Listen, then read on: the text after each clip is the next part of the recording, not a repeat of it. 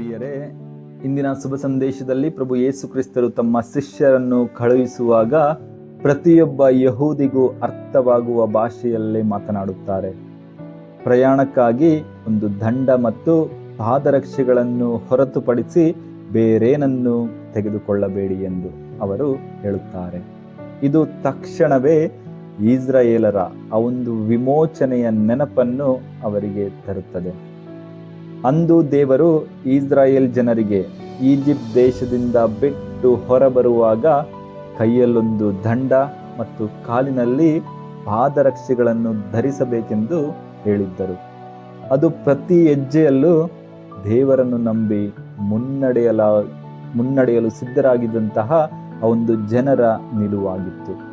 ಯಹೂದ್ಯರ ಸಂಪ್ರದಾಯದಲ್ಲಿ ದಂಡ ಎಂಬುದು ಕೇವಲ ಒಂದು ಆಯುಧವಲ್ಲ, ಅದು ಸಮುದ್ರವನ್ನು ಇಬ್ಬಾಗ ಮಾಡಿದ ಆ ಮೋಶೆಯ ಕೋಲಿನಂತೆ ದೇವರ ಮಾರ್ಗದರ್ಶನ ಮತ್ತು ಅಧಿಕಾರದ ಒಂದು ಸಂಕೇತವಾಗಿದೆ. ಇನ್ನು ಪಾದರಕ್ಷೆಗಳು ಸ್ವಾತಂತ್ರ್ಯದ ಸಂಕೇತ, ಏಕೆಂದರೆ ಅಂದಿನ ಕಾಲದಲ್ಲಿ ಗುಲಾಮರು ಕೇವಲ ಬರಿಗಾಲಿನಲ್ಲಿ ನಡೆದಾಡುತ್ತಿದ್ದರು. ಆದರೆ ಸ್ವಾತಂತ್ರ್ಯರು ಮಾತ್ರ ತಮ್ಮ ಪಾದರಕ್ಷೆಗಳನ್ನು ಧರಿಸುತ್ತಿದ್ದರು. ಇವೆರಡರನ್ನು ಮಾತ್ರ ಅನುಮತಿಸುವ ಮೂಲಕ ಪ್ರಭು ಯೇಸು ಕ್ರಿಸ್ತರು ಹೀಗೆ ಹೇಳುತ್ತಾರೆ: ಆಸ್ತಿ ಪಾಸ್ತಿಗಳ ರಕ್ಷಣೆಯಿಂದಲ್ಲ, ಬದಲಾಗಿ ದೇವರ ಮಾರ್ಗದರ್ಶನಲ್ಲಿ ಸ್ವತಂತ್ರ ಜನರಾಗಿ ನೀವು ಮುನ್ನಡೆಯಿರಿ ಎಂದು. ದೇವರ ರಾಜ್ಯವು ಒಂದು ಹೊಸ ವಿಮೋಚನೆಯಾಗಿದೆ. ಇದು ಜನರನ್ನು ದಾಸ್ಯದಿಂದ ಸ್ವಾತಂತ್ರ್ಯಕ್ಕೆ ಮತ್ತು ಭಯದಿಂದ ನಂಬಿಕೆಯತ್ತ ಮುನ್ನಡೆಸುತ್ತದೆ.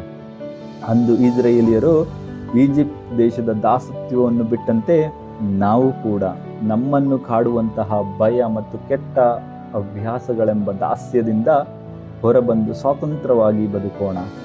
ಜೀವನದ ಕಷ್ಟದ ಹಾದಿಯಲ್ಲಿ ದೇವರ ವಾಕ್ಯವನ್ನೇ ನಮ್ಮ ಕೈಯಲ್ಲಿರುವಂತಹ ಒಂದು ದಂಡ ಅಥವಾ ಮಾರ್ಗದರ್ಶಿಯನ್ನಾಗಿ ಮಾಡಿಕೊಂಡು ಧೈರ್ಯದಿಂದ ಮುನ್ನಡೆಯೋಣ.